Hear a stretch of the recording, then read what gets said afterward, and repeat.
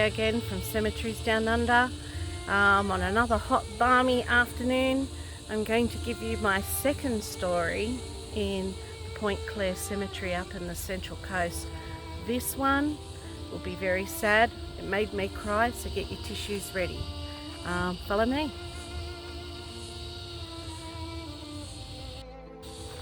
Okay, so Bruce Maitland Pryor was only 24. He was a council worker for the Central Coast, and he was also a returned soldier, so he was a bit of a local war hero. He was about to marry the love of his life, Gladys, and he had her over visit, and he told his father he was going to walk her home. It was November 25, 1948. And when he returned, he saw an intruder on his front porch at his father's house. So feeling concerned, he gave chase, and the intruder ran, but as he ran, he shot Bruce in the chest.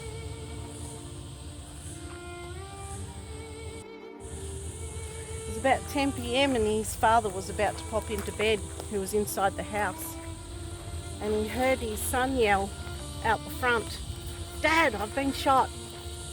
And when he came out, he saw his son lying on the ground, and there was blood in his chest, and he was holding his chest.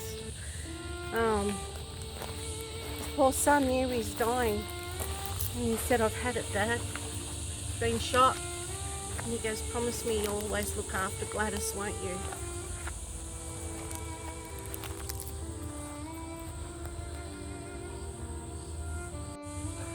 His father rushed his son to hospital, but sadly Bruce died 3 days later from his bullet wound, and it was only the day before he would have got married. But there's always karma. The intruder, his name was Robert Matthew Thomas, had ran and stumbled, but he fell from a railway viaduct nearby and broke his back.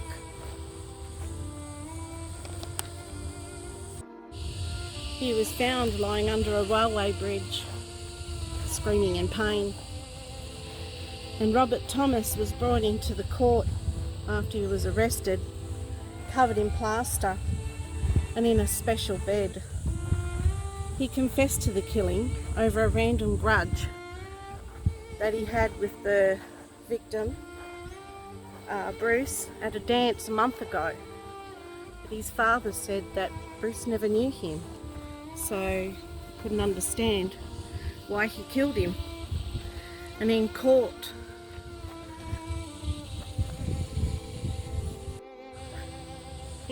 he tried to plead insanity, but the judge said he was well enough to testify, and he burst into tears and said he didn't remember killing Bruce, and he didn't remember the grudge. So it was just a very unfortunate thing.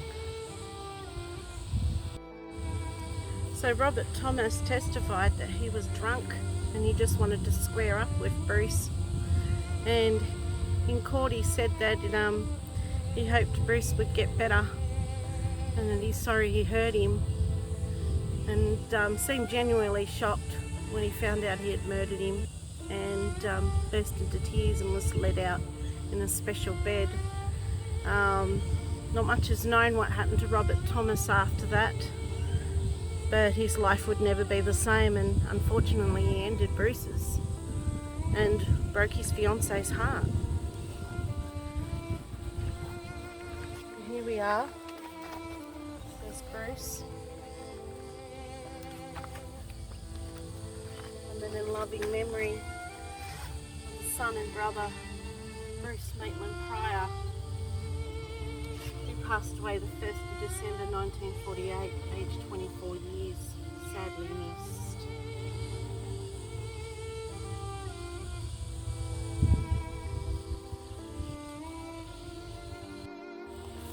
And then a sad final to it all, his fiancée Gladys, 2 years to the day that Bruce died, found love again and had remarried somebody else.